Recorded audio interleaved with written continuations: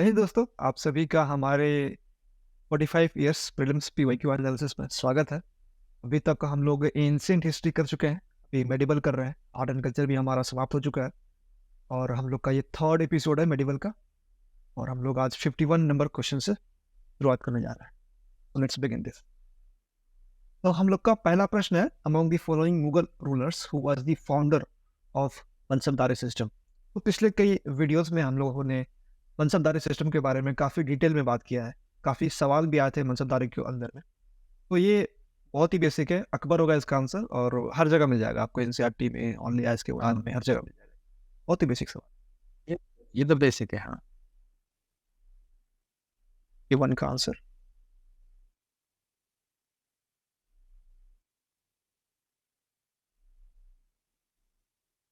चलिए question number 52। The Russian traveller who visited the Deccan during the medieval period of Indian history was।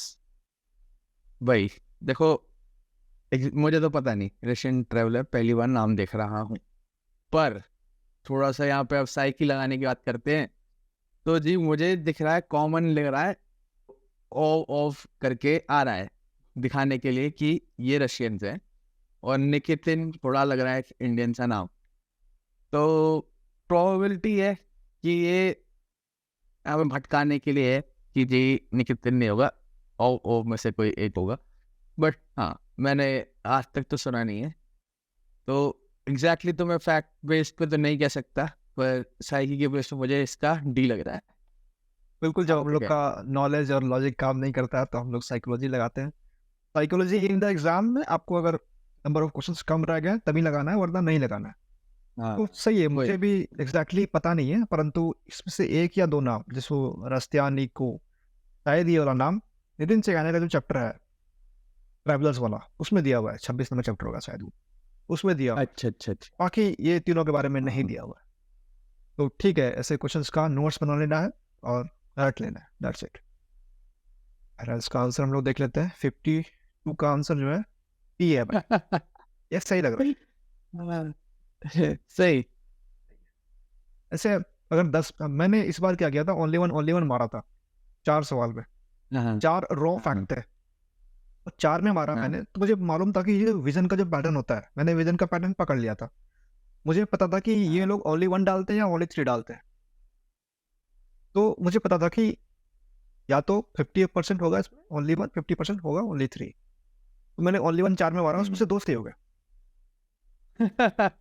हाँ, वो मतलब ये वही है कि वही अटेम्प्ट कम रह रहे हैं। साइकी का इस्तेमाल करना तब है कि यार अब तो फंस गए, नहीं आ रहा है कुछ भी, नहीं करी थी यार तैयारी, पढ़ाई नहीं करी थी, पर पेपर देने पहुंच गए, तो अपने समय का तो इस्तेमाल करो, सबसे बढ़िया है जब कर सकते हो। तो वही कोशिश करें उस टाइम पे आता हो तो ठीक है, नहीं आता हो, मुसीबत में हो, मजबूरी है तो कर लो। ओके, हम लोग का नेक्स्ट क्वेश्चन है, बाबर रोट हिज मेमोइड्स इन तुर्की। ठीक है, बाबर जो है टर्की से आया था, उधर से, मतलब उधर से आया था, टर्की से आया था कि नहीं पता नहीं, उज्बेकिस्तान से कहते हैं जनरली आया था वो। परंतु मुझे जहाँ तक याद है एनसीईआरटी में लिखा हुआ है तुजुकी बाबरी जो है बाबर ने लिखा था। तो मुझे लगता है ये सही है। दूसरा है कि Turkey was the official language of the Mughal court. हमने पहले भी बात किया कि जो पर्शियन था वो मुगल कोर्ट का लैंग्वेज था। और इसका लॉजिक भी दिया था मैंने कि विलियम बेंटिक जो है पर्शियन से इंग्लिश में चेंज किया था। ये मॉडर्न हिस्ट्री का स्पेक्ट्रम में दिया हुआ है, तो हमने काफ़ी इस पर बात किया है डिटेल में। तो ये तो सेकंड में गलत होगा और पहला वाला सही होगा मेरे हिसाब से, तो इसका आंसर सी हो जाना चाहिए। हाँ, वो है। आप ट्रांसलेशंस जो करें इन लोगों ने, अकबर ने, शाहजहां ने, बुक्स के, वो भी पर्शियन में है, जैसे पीवाईक्यू में बात किया था, तो सिंपली वहीं से हो रहा है। हाँ बिल्कुल।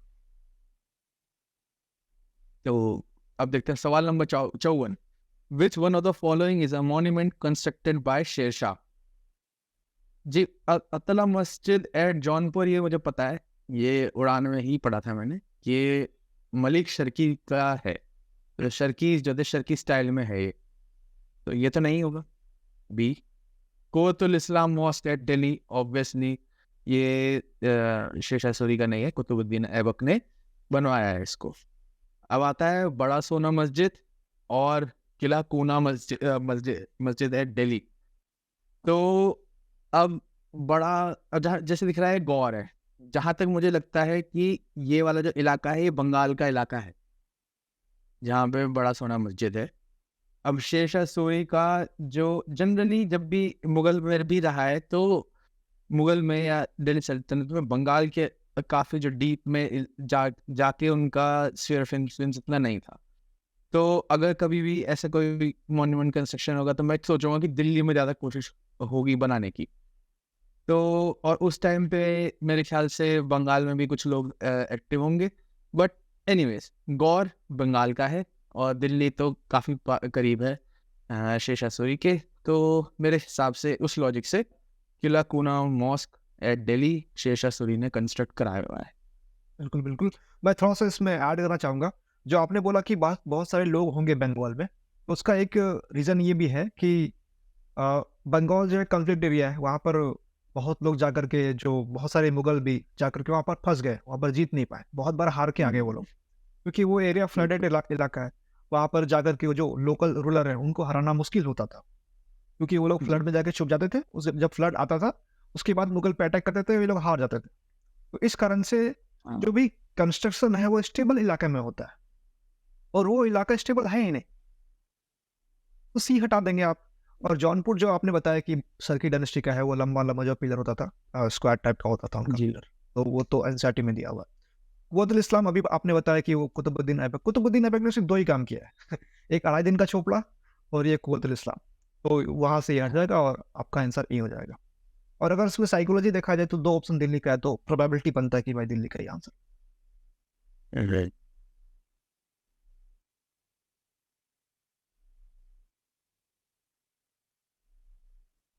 Okay, so who among the following is said to have witnessed the reigns of Delhi, the 8 Delhi Sultans?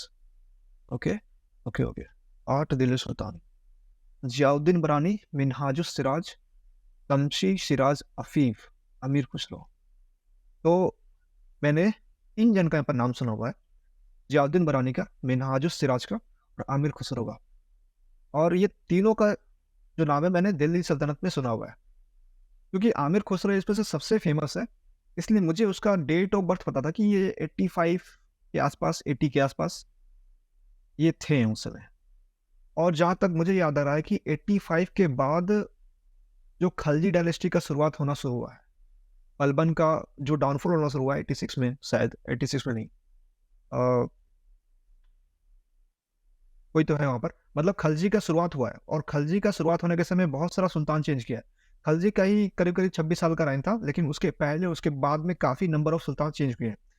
Khalji के बाद आपका जो खलजी का जो बेटा था, जिसको मलिक कफूर बैठाया था, बाकी सारे खलजी का बेटा को अंधा करके एक छोटा बेटा को बैठा दिया था उसने, ताकि कंट्रोल कर सके। 4 साल तक उसका राइन रहा।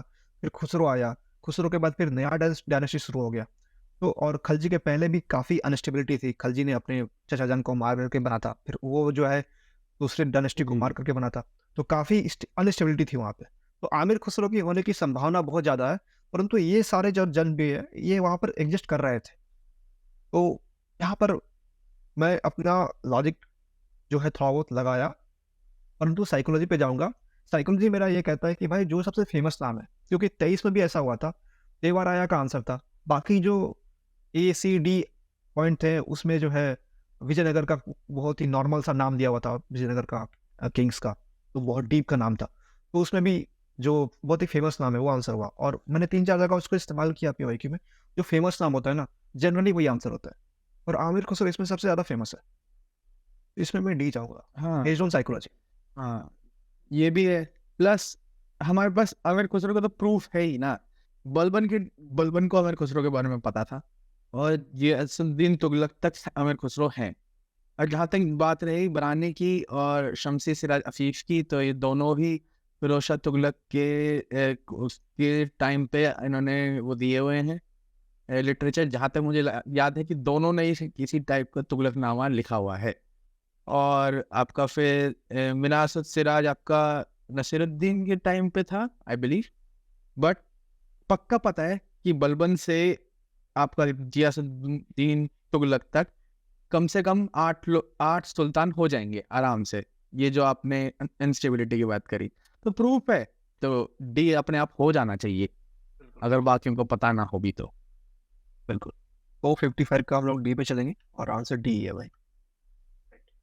इसी प्रकार से इसमें logic बनाना होता है। इसमें अब इंटरेस्टिंग ये है कि इस फैक्ट को भी याद कर लेना चाहिए प्री में, कि अमर खुसरो एक ऐसा था जिसके 8 सुल्तान के रूल देखा है उसने। कभी भी इस फैक्ट का इस्तेमाल कर सकते हैं आगे जाकर। ये बहुत ही अच्छा फैक्ट है। ये कोई भी बुक में आपको नहीं मिलेगा एग्जैक्टली लिखा हुआ डायरेक्टली, ये आपको एनालिसिस हाँ। करके ही निकालना पड़ेगा। चलिए, सवाल number 56। The first Indian ruler to organise Hajj pilgrimage at the expense of the state was. Expense of the state काफी इंपॉर्टेंट है।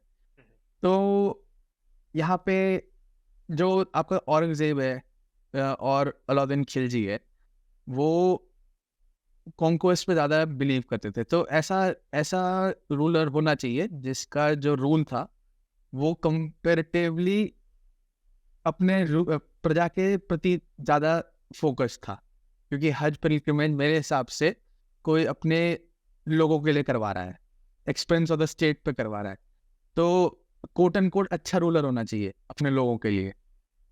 तो यानी कि लोकप्रिय होना चाहिए वो। तो औरंगजेब और खलजी से ज़्यादा लोकप्रिय मेरे ख्याल से यहाँ पे अकबर और फिरोज शाह तुगलक हो जाएंगे। उसमें भी आपका फिरोज शाह तुगलक के बारे में मैंने इस चीज़ के रिस्पेक्ट में तो नहीं सुना है, क्योंकि मैंने ये सुना है कि इन्होंने जजिया इम्पोज किया हुआ था। तो अगर इसी लाइन में होता तो हज पिलग्रिमेज के बारे में भी बात होती। प्लस मेरे ख्याल से काफ़ी नॉन फैक्ट है, मुझे ये याद नहीं एनसीईआरटी में है कि नहीं, ये अकबर ने करवाया था। तो लॉजिक के थ्रू भी पहुंच सकते हैं, और नॉन फैक्ट पता है तो भी मेरे ख्याल से इसका आंसर अकबर हो जाएगा, सी। बिल्कुल। मैं एक लॉजिक इसमें और ऐड करना चाहूंगा। जो फिरोज शाह तुगलक है उसका जो राइन था वो काफी अनस्टेबल था। तो जो बंदा है वो स्ट्रगल कर रहा था फाइनेंस को लेकर के, क्योंकि एमबीटी खुद में 5 एक्सपेरिमेंट किया था, 5 फेल हो गया था। तो एफएसटी के ऊपर बहुत बर्डन था, फाइनेंशियल बर्डन। तो इस तरह का चीज को निकालना वहां पर प्रोबेबिलिटी कम है। और अलाउद्दीन खिलजी तो एरोगेंट है, अलाउद्दीन खिलजी का रैंक भी बहुत कम था। दूसरा लॉजिक अलाउद्दीन खिलजी को हटाने का यह है कि अलाउद्दीन खिलजी इतना एरोगेंट था कि वो खुद का एक रिलीजन बनाने वाला था, जो हमारे प्रोफेट मोहम्मद इस्लाम में, तो उनके बराबर वो खुद को समझता था। और प्रोफेट मोहम्मद के जो कंपेनियन है, तो उनके जैसे ही खुद के कंपेनियन बना करके खुद का रिलीजन बनाना चाहता था।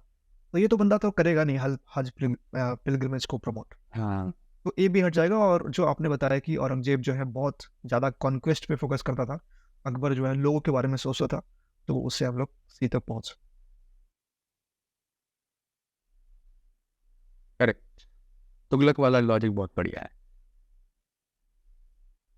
ओके, हम लोग का नेक्स्ट प्रश्न है, who among the following ladies wrote a historical account during the Mughal period. Okay okay, ये बहुत ही आसान सवाल है, क्योंकि बाकी तीनों के बारे में मुझे बहुत डिटेल में नहीं पता। नूरजहां के बारे में तो पढ़ते हैं हम लोग। जहानारा बेगम नाम सुना सुना लग रहा है, जेबुन्निसा बेगम नहीं सुना मैंने। गुलबदन बेगम लेकिन मुझे एग्जैक्टली पता है कि ये जो है हमारी कोई तो एक रूलर है, I if I am not wrong, वो हुमायूं की बहन रह चुकी है, जो हुमायूं नामा लिखी है। तो गुलबदन बेगम मेरे हिसाब से आंसर हो जाना चाहिए। यहाँ पे एक चीज बढ़िया है, एक आंसर दिखा दीजिए एक बारी, यही होना चाहिए। 7 का ए। हाँ, इसमें मैंने एक चीज जो है नोटिस करी थी, वो ये है कि काफी सारी जो बेगम में, जैसे जो हमें पता है उनका जो फर्स्ट कुछ शब्द हैं या उनके नाम से आप गेस कर सकते हैं कि किन से रिलेटेड थी हैं। अच्छा अच्छा। जैसे जेबुनिसा बेगम है, तो इनके नाम में जेब है जो औरंगजेब से रिलेटेड है। Okay okay okay. और लकीली ये आपकी मेमोरी के लिए एक अच्छा हो सकता है, क्वेश्चन आप कभी आ जाए तो उससे हो सकता है कि आप जोड़ सकते हैं जेब। जैसे जहां नारा तो शाहजहां या जहांगीर, इन दोनों में से कोई होगा। नूरजहां, शाहजहां ऑलरेडी पता है, तो जहां नारा फिर जहांगीर हो गया। तो इस टाइप से थोड़ा सा आपको मेमोरी एड भी है, और कभी क्वेश्चन आ जाए बेगमों के ऊपर ही तो करने में आसानी होती है। जेब उन्हें सब बेटी है मेरे ख्याल से औरंगजेब की, पर जेब से ये रिलेशन है। काफी अच्छी चीज थी, काफी मैंने बढ़िया notice लॉजिक, करी थी। शानदार लॉजिक है। इसका एक बैक लॉजिक ये हो सकता है कि जो रूलर्स हुआ करते थे ना, वो महिलाओं का नाम को बदल देते थे। जैसे कि अगर हाँ, रानी लक्ष्मीबाई देखिएगा, तो मैं उसका सीरियल देखा था बचपन में, तो उस लड़के का नाम मणिकर्णिका था। उस लड़की का नाम अच्छा, मणिकर्णिका था, परंतु जब उससे निकाह हुआ, उनका जब शादी हुआ राजा के साथ, तो उन्होंने उसका नाम लक्ष्मीबाई कर दिया। हाँ, तो ये नाम चेंज करने का भी चलन होता था उस समय, तो इस कारण से वो अपने नाम के हिसाब से उनको अपना नाम दे देते होंगे। तो इस कारण से इन लोग का नाम सेम आ रहा है। हो सकता है, प्रोबेबिलिटी। हाँ, प्रोबेबिलिटी वही, ये हेल्प एड है, एड। हाँ, एड है। तो क्वेश्चन नंबर 15 देखते हैं। The मनसबदारी system introduced by Akbar was borrowed from the system allowed in. Well, ये चीज मुझे खैर पता है पहले से, पर कोशिश करते हैं कि इसको हम लॉजिक से पहुंचे। तो मनसबदारी सिस्टम का एक काफी इम्पोर्टेंट जो चीज है वो है कि जब किसी को आपने मनसब दिया है, तो उसमें घोड़े और जो सवार है वो 1:2 के रेशियो में होने चाहिए, क्योंकि रेस्ट करना होता है, घोड़ों को रेस्ट करवाना होता है, रिफ्रेश कराना होता है। तो ये जो सिस्टम होना चाहिए, ये ऐसे में होना चाहिए, ऐसे से उठाया होना चाहिए, जो कि घोड़ों का बहुत इस्तेमाल करते हैं। हम्म, तो ऑब्वियसली इसमें जो सबसे ज़्यादा नोटोरियस हैं वो सी मंगोलिया है। चंगेज़ खान का पूरा सिस्टम कैवलरी के ऊपर ही था। फुल अटैक उनका कैवलरी के बेसिस पे ही होता था, फास्ट अटैक और फास्ट प्लंडरिंग, और फिर वहाँ से जो भी मिला उसको बांटना है। तो अब इतने बड़े इलाके में करने के लिए आपको मनसबदारी सिस्टम टाइप्स को चाहिए होगा। ये बहुत बड़े इलाके में चंगेज़ खान का इन्फ्लुएंस था। ये समझ लीजिए कि मंगोलियंस इंडिया में दिल्ली तक में भी अटैक करने की कोशिश कर रहे हैं। तो इसका सी है most likely from this logic. हाँ, वो मैंने जब एनसीईआरटी पढ़ा था, अब मैं इसकी लॉजिक के बारे में सोचा नहीं। परंतु अभी आप बोल रहे हैं तो मुझे दिख रहा है कि यार पर्शिया जो लैंग्वेज है, पर्शियन जो लैंग्वेज है, और पर्शिया के जो लोग हैं, वो जनरली हमें देखा जाता है कि जो मुगल कोर्ट में पर्शियन जो लोग होते थे, वो पढ़ने लिखने वाला काम करते थे, अकाउंटेंट वाला काम करते थे, वजीर वाला काम करते थे। ठीक है। और अफगान वाला जो लोग हैं और मंगोल वाला जो लोग हैं, इनको जनरली वो लोग लड़ने के लिए भेजते थे। हाँ, ठीक है, थोड़ा सा मुश्किल है इसको वहां तक पहुंचना। उसको पता होना चाहिए, फिर तभी वहां पहुंच सकते हैं। हाँ, पता होना चाहिए।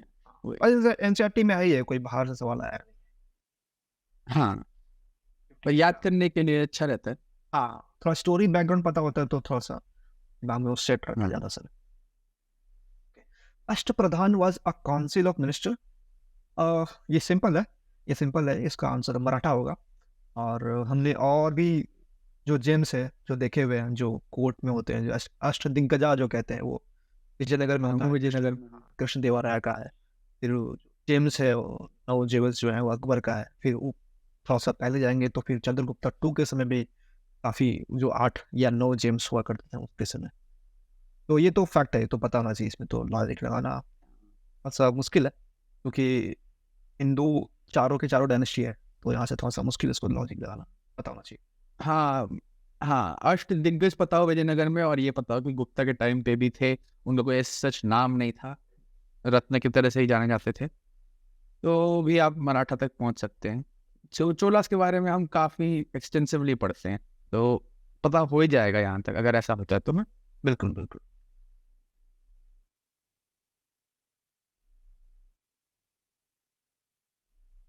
चलिए, अगला सवाल। Which one of the following monuments has a dome which is said to be one of the largest in the world. तो भाई, ये तो खैर अगर आपने देखा है तो समझ में आ जाएगा कि गोल गुम्बद एक्चुअली में बहुत ही ज़्यादा बड़ा है। तो मेरे को तो वहीं से पता है, क्योंकि मैं गया हुआ हूँ हैदराबाद, तो मैंने देखा हुआ है। तो मेरे को बिलीव नहीं होता कि कोई और भी इससे बड़ा हो सकता है। तो वहीं से पता है कि ये डी होगा, क्योंकि जामा मस्जिद भी मैंने कंपैरिजन में देखी है। ऐसा जामा मस्जिद तो दिल्ली में गया है, उन्होंने देखा ही हुआ है। और आजकल तो शायद जब आप वो मेरठ और दिल्ली वाला जो हाईवे पकड़ते हैं, तो भी जियासुद्दीन तुगलक का टूम दिख जाता है वहाँ पे। ये दिखता है, और हुमायूं का टूम दिखता है। हुमायूं का टूम पे तो बहुत बड़ी टॉर्च सी लगा रखी है उन्होंने, तो वो तो चमकता ही है। और जियासुद्दीन तुगलक का टूम भी दिख रहा है आजकल। तो कभी जाना हो लोगों का मेरठ से, मेरठ दिल्ली हाईवे पकड़ के अगर दिल्ली जा रहे हो, तो जरूर देखना, दिखेगा आपको। बढ़िया बढ़िया। और हैदराबाद में घूम के आए सब लोग, गोल गुम्बद भी देख के आइए भाई। हाँ, मौका मिले तो जी बिल्कुल, और नहीं मिलेगा तो आईपीएस बन जाओगे तब पहुंच जाना यार, कोई दिक्कत नहीं है। ट्रेनिंग एकेडमी में देख लेना। ये फैक्ट है, ये बात है, ये पता होगा तो भी बनेगा, बट क्योंकि ऐसे लॉजिक लगाना। हाँ, सारे फेमस है, देखो देखो मॉन्यूमेंट के सारे फेमस हैं। बिल्कुल। ये अगर इनमें से कुछ एक आध तो देखा ही होगा, जामा मस्जिद तो देखा ही होगा, जो भी तैयारी कर रहा है अगर दिल्ली गया है तो भाई देखा तो होगा, जामा मस्जिद तो देखा होगा। सही सही। तो अपने इस सेशन को हम लोग विराम देते हैं, आगे इसके आगे हम लोग नेक्स्ट सेशन में बात करते हैं। Thank you everyone, thank you for listening.